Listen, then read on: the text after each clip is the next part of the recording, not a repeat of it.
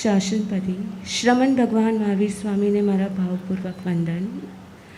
અસીમ ઉપકારી રાષ્ટ્રસંત પરમ ગુરુદેવના શ્રી ચરણોમાં મારા ભાવપૂર્વક વંદન તથા સર્વ રત્નાદિક મહાસતીજીઓના ચરણોમાં મારા ભાવપૂર્વક વંદન. દેવાનુપ્રિય, જીવનની આ યાત્રામાં એવરી ડે, દરરોજ આપણે અલગ અલગ સ્થિતિઓ, અલગ અલગ સંયોગો અને અલગ અલગ વ્યક્તિઓને મળતા હોય છે. Daily, day in day out સ્થિતિઓ બદલાતી રહે છે, યોગ સંયોગો બદલાતા રહે છે અને સાથે સાથે વ્યક્તિઓ પણ બદલાતી હોય છે. પણ આ દરેકની પાછળ એક તત્વ કામ કરે છે અને એ છે આપણી સમજ. એ છે આપણી સમજ. એ સમજ ક્યારેક સમ્યક રૂપે પરિણમે તો ક્યારેક મિથ્યા રૂપે પરિણમે. એ સમજ ક્યારેક આપણને રાઈટ ડિરેક્શનમાં લઈ જાય યા ક્યારેક આપણને રોંગ ડિરેક્શન તરફ પણ લઈ જતી હોય છે.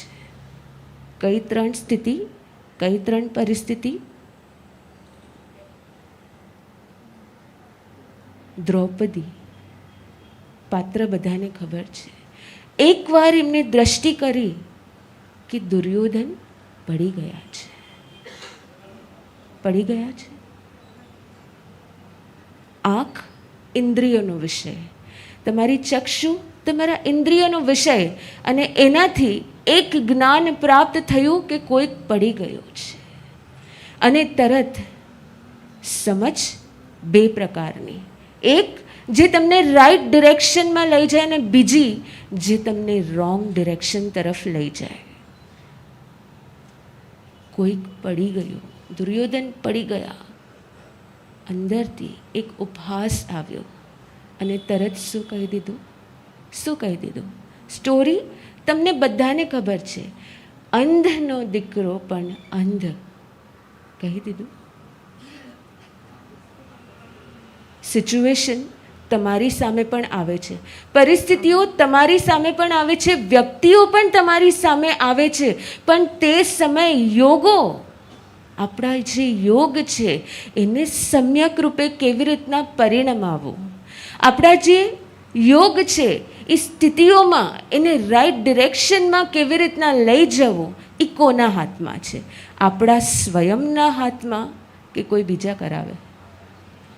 સમજ મળી ગઈ, પણ સમજની બાદ, એ મળ્યા બાદ એને પ્રેક્ટિકલી કેવી રીતના પોતાના જીવનમાં ક્યાં હું એને સમ્યક રીતે પરિણમાવી શકું, મારા ભાવોને હું કઈ રીતેથી સમ્યક રીતે પરિણમાવી શકું, એ કોના હાથમાં છે? યોગ તો યોગ જ છે. કરેક્ટ? તમારી સાથે પણ કંઈક આવું જ નહીં થતું હોય જીવનમાં? ઘણીવાર એવું બને. એક બેન હતા, એ બેન, એમના ઘરે મહેમાન આવવાના હતા. મહેમાન આવવાના હોય એટલે શું હોય? તૈયારી હોય. કેટલી તૈયારી હોય દીપા દીદી? ફૂલ તૈયારી હોય.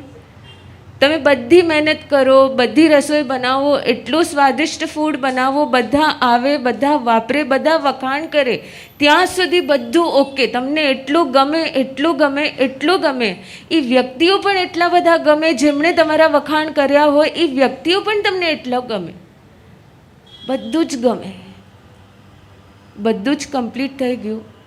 લાસ્ટમાં કોઈક એક રિલેટિવે આવીને તમને કદાચ એવું કહી દીધું હોય કે જરાક છે ને શાકમાં થોડુંક મીઠું વધારે હતું, બાકી બધું બરાબર હતું, પણ એક શાકમાં થોડુંક મીઠું વધારે હતું. હવે શું થાય? જેટલા વખાણથી તમે જેટલા હેપી હતા એ બધી હેપીનેસ ઉપર શું થઈ જાય? એક નાનકડું વાક્ય થાય કે ન થાય? તમે સાંભળ્યું, તમે એને સમજવાનો પ્રયત્ન કર્યો. બેવ સિચ્યુએશન પેરેલલ છે. એ બેન સાથે પણ આવું જ થયું. બેવ સિચ્યુએશન પેરેલલ હતી, બધું ઓકે હતું, બધું નોર્મલ હતું, બધું સારું હતું. એમાં ક્યાંક એક વસ્તુ, એક વાક્ય એવું આવી ગયું જેણે શું કરી દીધું, એની સમજને રાઈટ ડિરેક્શનમાં રહેવા દીધી હશે કે રોંગ ડિરેક્શનમાં તરત વળી ગયા હશે. બધું સારું હતું તો એક વસ્તુ માટે કેમ બોલ્યા? ન બોલ્યા હોત તો વાપરી જ લીધું, વાપર્યા પછી કેમ બોલ્યા? એને મારી સાથે પ્રોબ્લેમ હશે એટલે જ એણે મને કીધું, બીજા કોઈએ મને ન કીધું, પણ એને છે ને આવું લાગ્યું હશે ને એટલે એમને કહી દીધું. થાય કે ન થાય? થાય. સમજની બે ડિરેક્શન. હું ફરીથી એ જ રિપીટ કરું છું, કારણ કે આપણે આજે આને આપણા માઇન્ડમાં એટલું સેટ કરી દેવું છે કે તમારા જીવનમાં પણ જ્યારે આ સ્થિતિ આવે ને, કોઈ પણ સ્થિતિ આવે, તમે ત્યારે તમારી સમજને રાઈટ ડિરેક્શનમાં લઈ જતા શીખી શકો ને. એ જ સ્થિતિ, કેમ કે થાય શું ખબર છે, પરિસ્થિતિ તો આવવાની જ છે, અત્યારે તો આપણે સમજી લેશું, પણ જ્યારે તે સમય આવે ને, તે સમય ઉપર આપણે આપણી સમજને ગાઈડ નથી કરી શકતા. અને એટલે જ સ્થિતિ બધાના જીવનમાં આવે છે. એ સ્થિતિમાં મારે કઈ દિશામાં જવું, એ ચોઈસ કોની છે? કોને હીર દીધી? આપણી કે કોઈ બીજાની? સોશિયલ મીડિયા ઉપર તમે કોઈ વિડીયો પોસ્ટ કરી હોય ને, અને એમાં કદાચ એકાદ બે ડિસલાઇક્સ આવે કે કોઈ નેગેટિવ કમેન્ટ આવે, તમે નેગેટિવ થઈ જાઓ કે ન થાઓ? થાઓ. કેમ આવો? કોઈ બિઝનેસની ડીલ હોય, કોઈ બિઝનેસની ડીલ હોય, તમે કન્ફ્યુઝડ હો, તમે આ કરી શકશો કે નહીં કરી શકો, તમારે આ ચૂઝ કરવી જોઈએ કે આ ચૂઝ કરવી જોઈએ, ત્યાં પણ તમારી પાસે બે ઓપ્શન હોય. અને એ બે ઓપ્શનમાં સપોઝ તમે એક ચૂઝ કરી પણ લીધું, હવે શું થાય? બની શકે, એવું બને કદાચ કે ચૂઝ કર્યા બાદ પણ ક્યાંક તમે તમારા સિલેક્શનમાં ફેલ થઈ જાઓ, અને કદાચ એ ડીલ માટે તમે ફેલ થઈ જાઓ ને તમને ઘણો બધો લોસ થઈ જાય. બની શકે. કદાચ તમારું ડિસિઝન રોંગ હોય એવી પોસિબિલિટી છે, પણ એ રોંગ ડિસિઝન વખતે તમે શું કરશો? પોતાની સેલ્ફને, મારાથી રોંગ ડિસિઝન લેવાઈ ગયું, મારી સાથે હંમેશા આવું જ થાય છે, હું જ કેમ આવી રીતના ફસાઈ જાઉં છું, મારી જ સાથે કેમ આવું થઈ જાય છે હંમેશા, કેમ? એટલે તમે તમારી સેલ્ફ માટે નેગેટિવ થઈ ગયા. થઈ ગયા કે ન થઈ ગયા? તમારી સેલ્ફ નેગેટિવિટી તમને મિથ્યા સમજ તરફ લઈ જાય છે. શું લઈ જાય છે? તમારા પ્રત્યેની સેલ્ફ નેગેટિવિટી જ તમને રોંગ ડિરેક્શનમાં લઈ જાય છે. પછી કોઈ પણ સિચ્યુએશન હોય, પ્રભુએ કીધું છે ઘણીવાર છે ને, પ્રતિક્રમણ પણ કરતા હોય ને, પ્રતિક્રમણ જેવી પ્રતિક્રમણની આરાધના પણ કરતા હોય ને, એમાં પણ આપણે આપણી સેલ્ફ માટે એટલા નેગેટિવ થઈ જાય, મારાથી ભૂલ થઈ, મારાથી આમ થયું, મારાથી પાપ થયું, મારાથી આમ થયું. એ નેગેટિવિટી એટલી વધતી જાય કે તમે તમારી જાત માટે નેગેટિવ થઈ જાઓ. અને પોતાની સેલ્ફની નેગેટિવિટી એટલે શું? તમે તમારી સમજને મિથ્યા દિશા તરફ લઈ જઈ રહ્યા છો. અને આજ આપણો સૌથી મેઇન પ્રોબ્લેમ છે. પોતાની સેલ્ફ માટે નેગેટિવિટી એટલે પોતાની સેલ્ફ માટે તમે તમારી અશાતના. સેલ્ફ નેગેટિવિટી ઇઝ તમારી સેલ્ફની અશાતના. તમે ક્યારે આવો વિચાર કર્યો છે? તમે બીજા બધાની અશાતના તમને ખબર હશે, હું આ અશાતના કરું છું, આ અશાતના કરું છું, આ અશાતના કરું છું, પણ જ્યારે તમે તમારી સેલ્ફ માટે નેગેટિવ થાઓ છો ને, ત્યારે તમે તમારી સેલ્ફની અશાતના કરો છો. આવો ક્યારે તમને વિચાર આવ્યો હશે? તમે નેગેટિવ થયા હશો ત્યારે તમને આવો વિચાર નહીં આવ્યો હોય. તમને ખબર છે, ઘણા બધા ઓર્ફનેજીસ હોય. ઓર્ફનેજમાં ઘણા બધા અનાથ બાળકો હોય. કેમ અનાથ બાળકો? કારણ કે પાસ્ટમાં જ્યારે મળ્યું હશે ને, જ્યારે પેરેન્ટ્સ મળ્યા હશે, જ્યારે સમજ મળી હશે, ત્યારે ડિસરિસ્પેક્ટ કર્યો હશે. ઓટોમેટિકલી શું થશે? મળશે કે નહીં મળે? તમે તમારી આસપાસમાં ઘણા બધા બાળકોને જોયું હશે, ઘણા છે ને, થોડા મંદ બુદ્ધિના હશે, યા એમને થોડું ઓછું સમજાતું હશે, મેન્ટલી રિટાયર્ડ હશે, એવાને પણ તમે જોયા હશે. એવું કેમ બન્યું હશે? કેમ બન્યું હશે? બની શકે, એવું બની શકે કે પાસ્ટમાં જ્યારે સમજ મળી હશે ને, જ્યારે પણ જે પણ ભાવમાં સમજ મળી હશે, ત્યારે એ સમજના કારણે એમણે શું કર્યું હશે? કોઈ પોતાના જ્ઞાનની અથવા કોઈ અન્ય જ્ઞાનીની અસાધના કરી હશે. જેવી અસાધના કરી હશે એટલે શું થશે? નેક્સ્ટ ભાવમાં સમજ મળશે કે નહીં મળે? સિમ્પલ લોજિક છે, ક્લિયર છે તમારી સામે. પોતાની માટેની નેગેટિવિટી તમે તમારી અસાધના કરી રહ્યા છો. આ એક વર્ડ, એક વાક્યને તમારી અંદર સેટ કરી દો. કેમ કે તમારો આપણા સૌનો સૌથી મોટો પ્રોબ્લેમ શું છે? સેલ્ફ માટે નેગેટિવ. સૌથી ઇઝીલી કોઈ વસ્તુ હોય તો યા તમે બીજા માટે નેગેટિવ થાઓ યા તમે સેલ્ફ માટે. પોઝિટિવ તત્વો 1000 હશે, પણ એની સામે જો એક નેગેટિવ તત્વ હશે ને તો પણ તમે શું થઈ જશો? પોતાની માટે નેગેટિવ થઈ જશો. એ 1000 પોઝિટિવિટી સાઈડમાં રહી જશે અને એક નેગેટિવિટી એવી રીતના ઓવરપાવર કરી જશે જાણે કે એ જ બધું છે, એનાથી જ બધું થઈ રહ્યું છે અને હવે આપણેથી કંઈ થવાનું જ નથી. ભગવાને કીધું તમે તમારા દોષોનું દર્શન કરો. ભગવાને કીધું દોષોનું દર્શન કરો, પણ તમે સેલ્ફ નેગેટિવ ન થાઓ. પોતાની ભૂલ છે, ઓકે, મારાથી ભૂલ થઈ છે, હવે નેક્સ્ટ ટાઈમ મારાથી આ ભૂલ રિપીટ ન થાય ને એના માટે હું શું પ્રિકોશન લઈ શકું, એના માટે મારે શું સાવધાની રાખવાની છે, એના ઉપર વિચાર કરવાનો છે. પણ આપણે શું કરીએ? વારંવાર એકની એક વસ્તુને પોતાના માઇન્ડમાં એટલી સેટ કરી દઈએ કે એ ભૂલ જ વધારે મહત્ત્વની થઈ જાય અને આપણે ક્યારેય એ પોઝિટિવ શિફ્ટ જ ન લઈ શકીએ આપણા લાઈફમાં. એ ભૂલ થઈ છે, એકવાર જોઈ લો આ ભૂલ થઈ છે, હવે આ ભૂલ રિપીટ ન થાય એના માટે મારે શું કરવાનું છે? મેઇન ફોકસ એના ઉપર.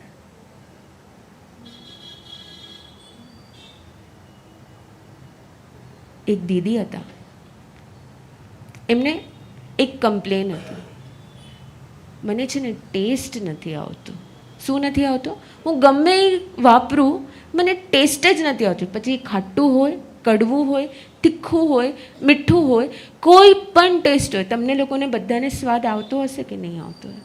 આવે છે સ્વાદ આવતો ને? ખબર પડે ને, આંબીલનું હોય તો મોડું હોય. ગઈકાલે આંબીલ કેટલાય કરી હતી. ક્યારેક કોઈક વસ્તુ ઠંડી હશે, ક્યારેક કોઈક ગરમ આવ્યું હશે. હવે ગરમ વસ્તુ ઠંડી થઈને આવી હશે તો પણ રિયલાઇઝ થયું હશે કે નહીં આજે ખાંડવી ઠંડી છે, ગરમ નથી. આવું થયું હશે? કેટલાને થયું હશે? પાપડ હશે કદાચ, એવું બને નહીં. પણ આ એક વાત છે કે જેવો એ સ્વાદ આપણો એટલો સ્ટ્રોંગ છે, આપણી રસેન્દ્રિય, કે જરાક પણ આગળ પાછળ થાય ને, થોડુંક મીઠું વધી ગયું હોય ને તોય ખબર પડી જશે, અને થોડુંક ઠંડુ હશે ને તોય ખબર પડી જશે કે આ છે ને ઠરી ગયેલી વસ્તુ છે, ભાઈ તમે ગરમ કરીને પાછું. થશે કે નહીં થાય? મનમાં તો થઈ જ જશે. કદાચ તમે બોલશો કે નહીં બોલો બીજી વાત છે. એ બેનને તમે વિચાર કરો, જ્યારે તમને આટલી ટેસ્ટની ખબર પડે છે, એ બેનને ટેસ્ટની કોઈ ખબર નહોતી પડતી. ગરમ હોય, ઠંડુ હોય, ખાટું હોય, તીખું હોય, કોઈ પણ પદાર્થ હોય, નો ટેસ્ટ. કેમ થયું હશે? જ્યારે ટેસ્ટ મળ્યો હશે ને ત્યારે સ્વાદ લીધો હશે, સારું છે, ટેસ્ટી છે.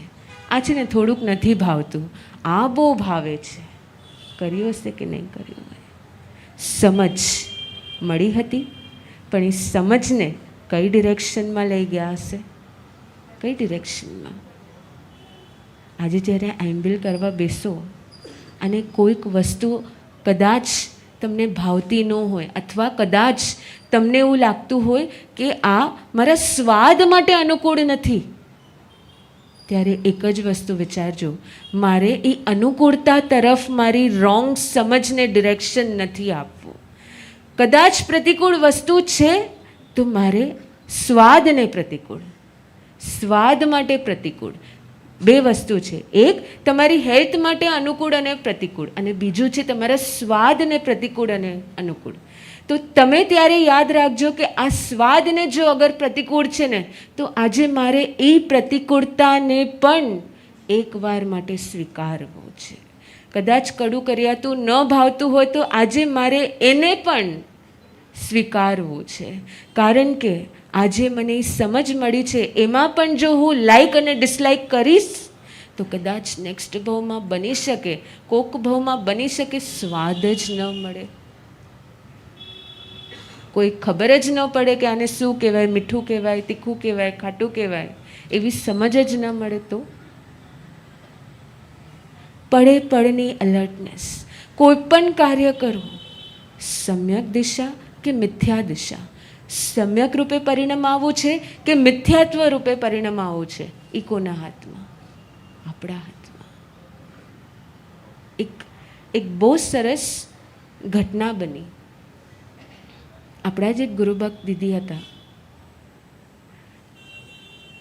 એક આજ્ઞા મળી હતી, એમને એક સોંગ લખવાનું છે. શું લખવાનું છે? સોંગ લખવાનું છે. સોંગ લખી રહ્યા હતા, મસ્તીથી પોતાના ઘરમાં બેઠા હતા, પોતાના ભાવોમાં લીન હતા, અને અચાનકથી જોર જોરથી અવાજ આવવા લાગ્યો, કંઈક ફાટી રહ્યું છે, કંઈક ફૂટી રહ્યું છે. ખબર પડી તો ઘરની એક્ઝેક્ટલી બાજુમાં ગેસ સિલિન્ડરનું આખું ગોડાઉન હતું, અને એમાં આગ લાગી ગઈ હતી, અને એક પછી એક બધા જ સિલિન્ડરો ફાટી રહ્યા હતા. શું થઈ રહ્યા હતા? બધા જ સિલિન્ડર ફાટી રહ્યા હતા. પોતાના ઘરની બાજુમાં બનેલી ઘટના. અને સિલિન્ડર ફાટે એટલે કેટલો મોટો વિસ્ફોટ હોય, અને ખાલી એક સિલિન્ડર હતું કે આખું ગોડાઉન હતું.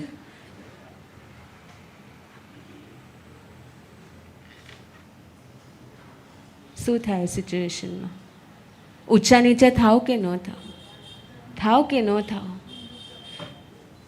અંદરથી થાય, હું બધાને કહી દઉં મારા ઘરમાં આમમ થયું છે, બધાને કહી દઉં. હજી એ દીદી તો એટલા સેવાભાવી હતા, એમના હસબન્ડ પણ અરહમમાં હતા, એટલા જ સેવાભાવી હતા, અને સેવા કરીને જસ્ટ ઘરે પધાર્યા હતા, અને આ ઘટના બની. બેઉમાંથી એક પણ જણ ઊંચા નીચા ન થયા. એક સમ્યક સમજ, ધર્મ રક્ષતી રક્ષિતા. એક ભાવ મનમાં, મારી સાથે મારો ધર્મ છે જે મારી રક્ષા કરવાનો છે. આ એક સમજ એમના ભાવોમાં તારતમ્યતા ન લાવી શકે. એટલે કેટલું મહત્વ છે એક સમ્યક સમજનું, જે તમને સ્થિર રાખે છે, જે કોઈ પણ પરિસ્થિતિ આવે તમારા જીવનમાં તમને ન્યુટ્રલ રાખે છે. ને તો આવી સ્થિતિ આવે અને તમે ઊંચા નીચા ન થાઓ, એવું બને કે ન બને? ઘરની બહારે વયા જાઓ, ઘરની બહારે ભાગી જાઓ, ગમે થાય, એમને પણ પ્રિકોશન લીધા હશે, એનો પ્રોબ્લેમ નથી. વાત એ છે કે ક્યાં મારે મારી સમજને કેવી રીતના પરિણામ આવી છે, એ મહત્વનું છે. બીજા માટે નેગેટિવ ન થવું ને, એવા તો બધા ધર્મ શીખવાડે.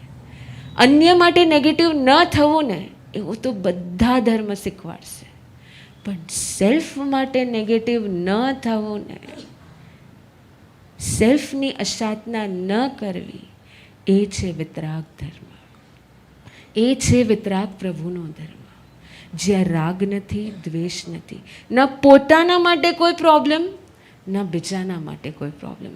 પરમાત્માને આટલા પરિસહ સહન કર્યા, કઈ સમજ સાથે કર્યા છે? સમ્યક કે મિથ્યા? પરિસહ જો પ્રભુ સહન કરી શકે તો પ્રભુનો બાળ સહન કેમ ન કરી શકે? પરિસ્થિતિમાં પ્રભુ જો સમ્યક રૂપે પોતાની સમજને પરિણમાવી શકે તો પ્રભુનો બાળ કેમ ડગમગી જાય? આપણે સૌ પણ આપણી સમજને ગમે એ સ્થિતિ આવે, ગમે એ પરિસ્થિતિ આવે, મારે મારી સમજને સમ્યક રૂપે પરિણામ આવે છે. મારે મારી સમજને રાઈટ ડિરેક્શનમાં લઈ જવું છે. બસ એ જ ભાવ છે.